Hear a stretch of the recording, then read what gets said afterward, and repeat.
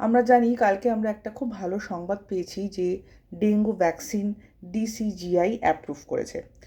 প্রত্যেক বছর অনেক লোকের কিন্তু ডেঙ্গু ইনফেকশন হয় এবং সারা বিশ্বে যতজনের ডেঙ্গু ইনফেকশন হয় তার 1/3 কিন্তু আমাদের ইন্ডিয়াতে হয় এবং সেটা অনেক সময় ক্রিটিক্যাল হয়। ক্রিটিক্যাল হলে পেশেন্টরা আইসিইউতে ভর্তি হয়, অনেক সময় মারাও যায়।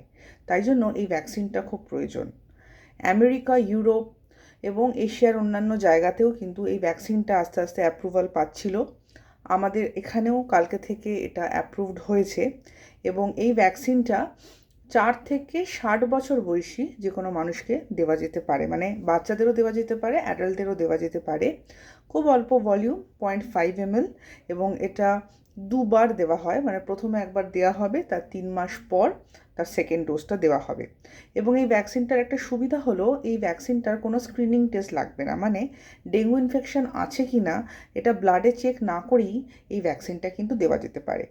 তো এটা নিশ্চয়ই একটা খুব ভালো পদক্ষেপ গভর্নমেন্ট অফ ইন্ডিয়ার ক্ষেত্রে যে এই ভ্যাকসিনটা আমাদের এখানে এনেছে, কারণ আমাদের ইন্ডিয়াতে ডেঙ্গু এত ইনফেকশন বেশি হয় এবং এত লোক মারা যায়, তো সেই ক্ষেত্রে সবাই খুব উপকার পাবে।